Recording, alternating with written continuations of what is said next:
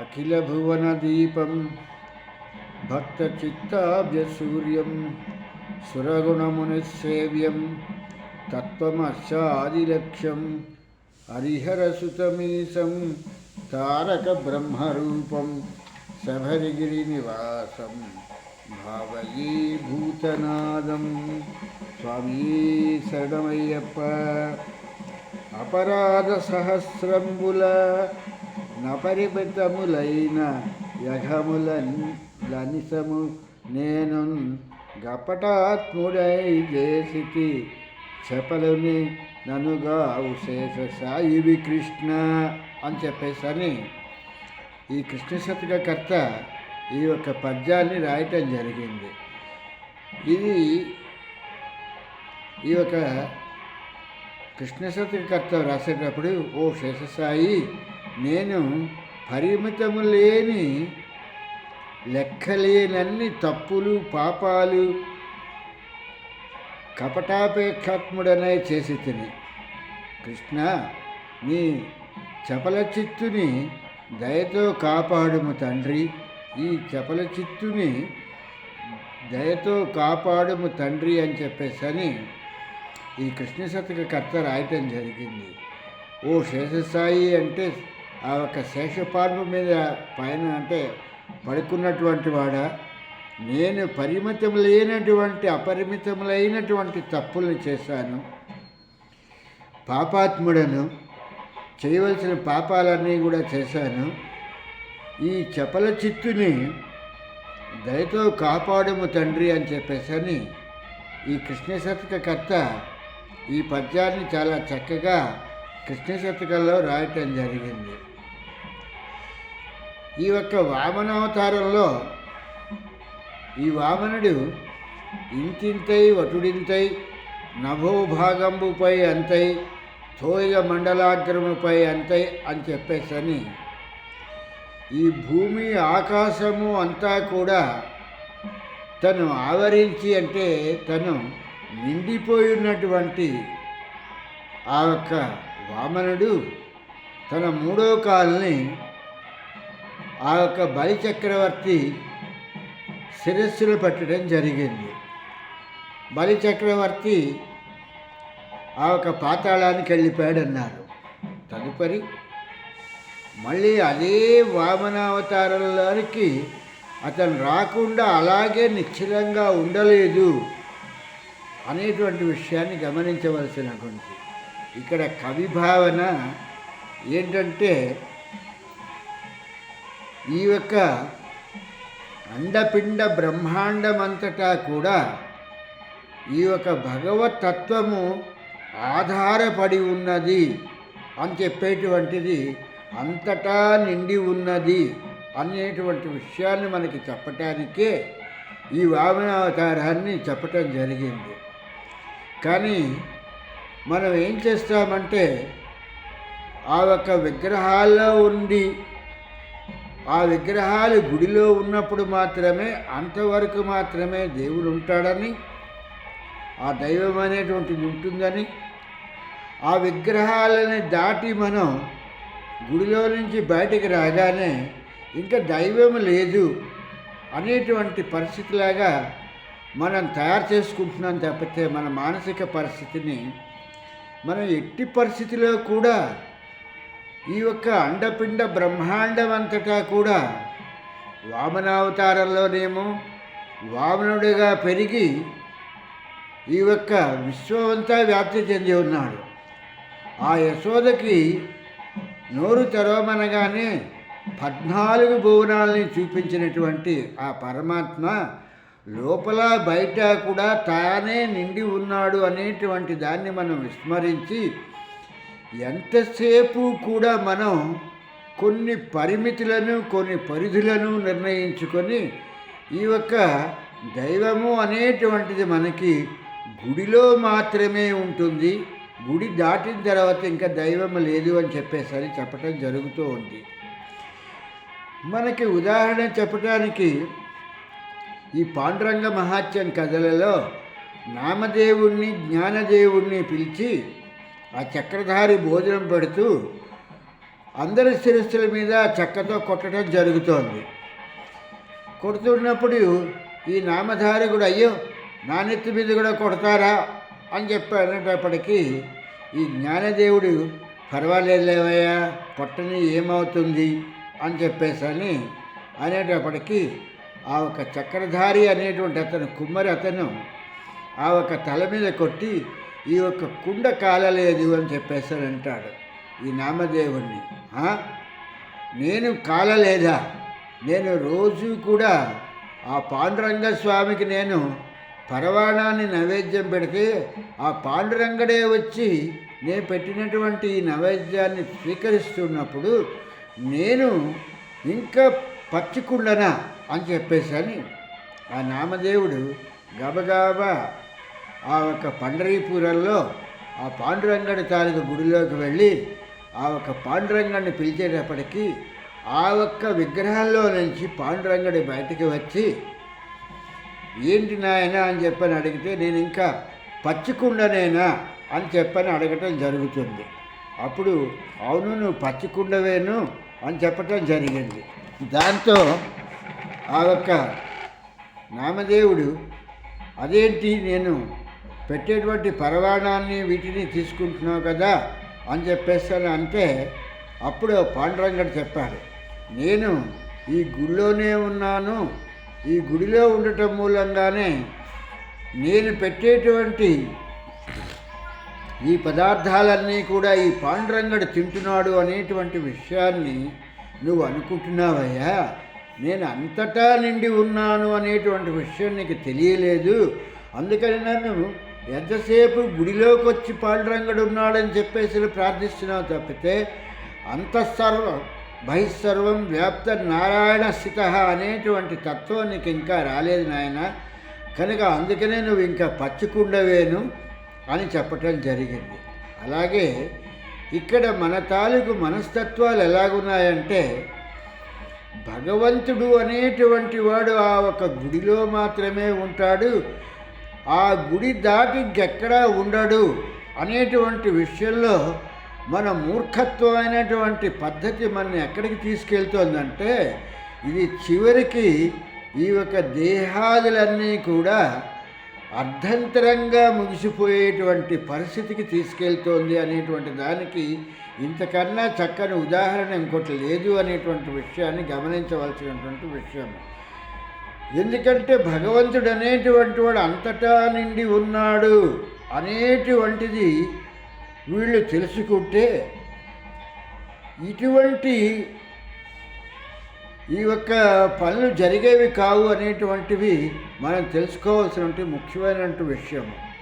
నేడు ఈ యొక్క ఏకాదశి వైకుంఠ ఏకాదశి అని చెప్పేసని ఆ వైకుంఠంలో ఉన్నటువంటి ఆ యొక్క భగవంతుడైనటువంటి ఆ యొక్క విరాట్ పురుషుడు ఉత్తర ద్వార దర్శనంలో నుంచి మనకి దర్శనం ఇస్తాడు అనుకొని చెప్పేసని అందరము కూడా ఒక్కసారికి గుళ్ళలోకి వెళితే అక్కడ తోపులాట తొక్కిసలాట జరక్క ఏమవుతుంది?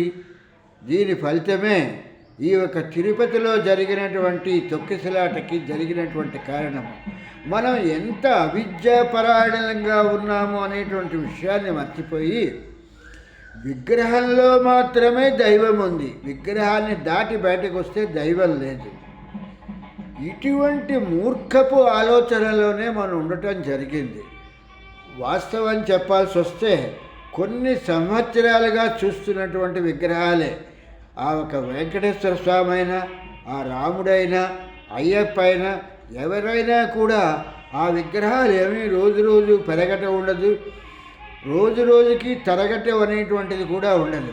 కానీ మన మూర్ఖత్వం ఎంతదాకా ఉండంటే మన అవిద్య అనేటువంటిది వైకుంఠ ఏకాదశి నాడు ఈ జనాలందరినీ కూడా తోసుకుని వెళ్ళిపోయి కింద పడిపోని చనిపోని ఏవైనా కానీ వెళ్ళిపోయి దర్శనం చేస్తే మనకి టన్నులు కొలది మనకి పుణ్యం వచ్చేస్తుంది అని చెప్పేసినటువంటి ఒక దురభిప్రాయాన్ని కలిగి ఉండటం మూలంగా ఇక్కడ ఈ కృష్ణ శతకకర్త దాన్నే ఇక్కడ చెప్పడం జరుగుతుంది అన్నమాట. అపరాధ సహస్రంబుల నపరిమితములై ఎనఘము లనిసము నేను గపటాత్ముడనై చేసితి చపలుని నన్ను గావు శేష సాయివి కృష్ణ అని చెప్పేశాను. నేను చేసినటువంటి తప్పులన్నీ కూడా మర్చిపోయి ఈ వైకుంఠ ఏకాదశి నాడో శివరాత్రి నాడో నేను గుళ్ళోకి రాగానే నా పాపాలన్నీ పోవాలి. ఇటువంటి కథలని ఇటువంటి వీటిని చెప్పటం మూలంగా ఈ అవిద్యలో ఉండి మూర్ఖత్వంగా తోసుకుని ఆ గుడిలోకి వెళ్ళి చూసేదేంటి? గుడి కట్టడానికి ఏ రాయి ఉపయోగించారో గుడిలో ఉన్న విగ్రహానికి కూడా అదే రాయి ఉపయోగించారు అనేటువంటి దాన్ని మనం గ్రహించవలసినటువంటిది. నేను నిన్న చెప్పినట్టుగా శక్తి అనేటువంటిది ఎక్కడుంది? అంతటా వ్యాపించి ఉన్నది. ఆ గుడి లోపలికే తోసుకెళ్ళి ఆ విగ్రహాన్ని చూడాలని కాకుండా ఆ యొక్క పరిధిలోకి వెళ్ళినప్పుడు ఆ యొక్క పరిధిలో నుంచైనా ఆ యొక్క శక్తి మనకి వస్తుంది అనేటువంటి ఇంగిత జ్ఞానాన్ని మర్చిపోయి లోపలికల్లా తోసుకుని వెళ్ళిపోయి ఆ యొక్క మిగిలినటువంటి వాళ్ళందరికీ కూడా ఇబ్బంది కలిగిస్తూ అక్కడ ఏం జరుగుతోంది అనేటువంటిది కూడా మర్చిపోవటం జరుగుతోంది అనేటువంటి విషయాన్ని మనం గ్రహించవలసినటువంటి విషయము. దీనికే శంకరాచార్యుల విరచితమైనటువంటి అపరోక్షానుభూతి అనేటువంటి ఈ యొక్క దీంట్లో ఏం చెప్పుకొస్తారంటే, భావితం తీవ్ర వేగేన యద్వస్తు నిశ్చయాత్మన పుమాంత సిద్ధి భవేచ్చిఘ్రం జ్ఞేయం భ్రమర కీటకవత్ అనేటువంటి ఈ 140లో ఈ యొక్క శ్లోకాన్ని చెప్పటం జరిగింది శంకరాచార్యుల వారి విరచితమైనటువంటి అపరోక్షానుభూతిలో.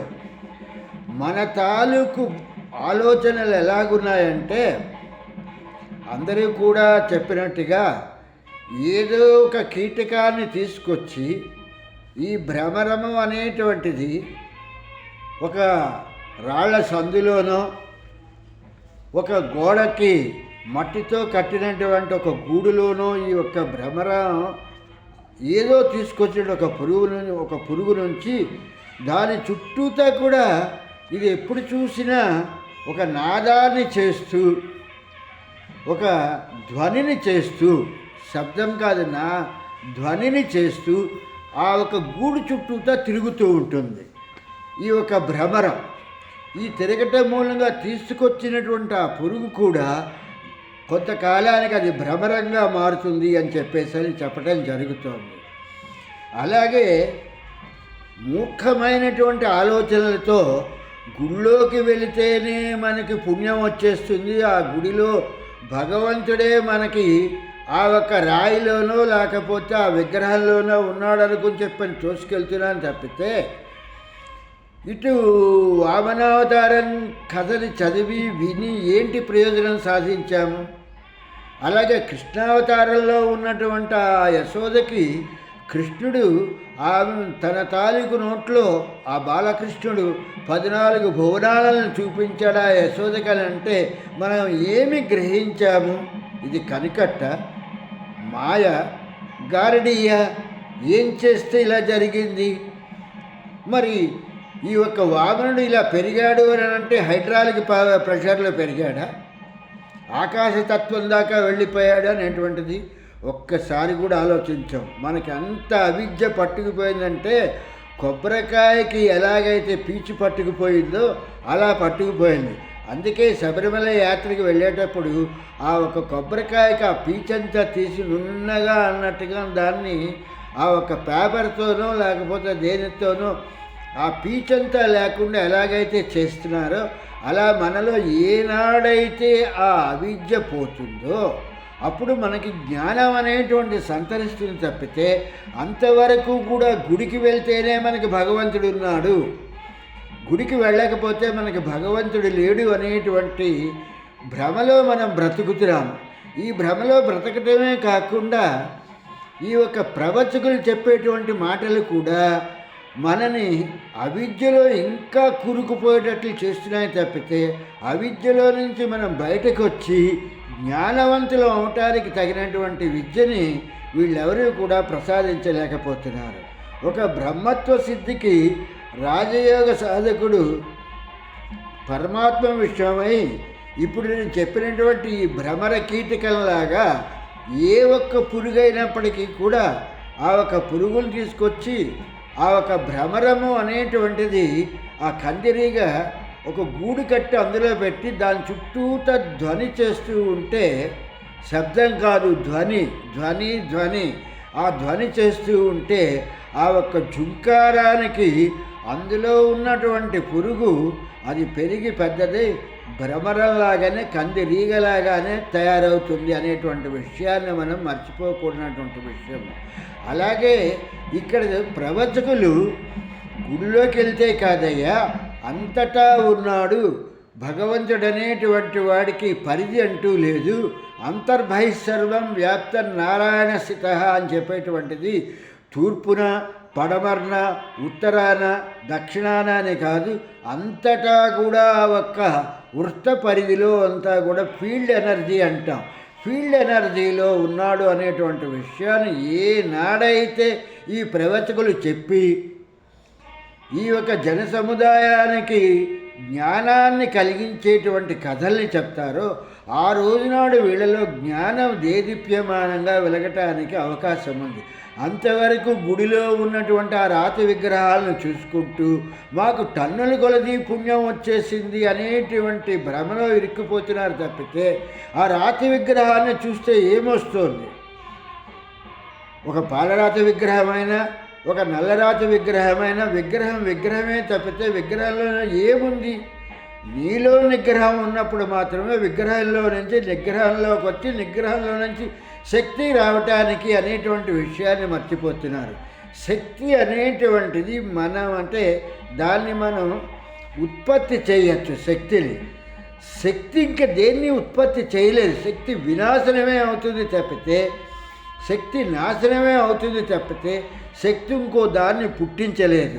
ఈ విషయాలేవి కూడా వీళ్ళు చెప్పలేకపోవటం మూలంగా ఈ ప్రవచకులు అక్కడ శక్తి ఉంది, ఆ వెంకటేశ్వర స్వామి విగ్రహంలో శక్తి ఉంది, ఈ రాముడి విగ్రహంలో శక్తి ఉంది, ఆ అయ్యప్ప విగ్రహంలో శక్తి ఉంది అంటే ఆ శక్తి గురించే వెళ్తున్నారు తప్పితే విగ్రహంలో నుంచి ఎక్కడి నుంచి వస్తుంది శక్తి? అదేమన్నా బోలుగా ఉంటుంది, అందులోపల శక్తి ఉండి బయటికి తన్నుకు రావటానికి? అది కూడా సాలిడ్గానే ఉంటుంది. రాతితో చెక్కుతున్నాడు, పాలరాయి అయినా నల్లరాయి అయినా చెక్కుతున్నాడు.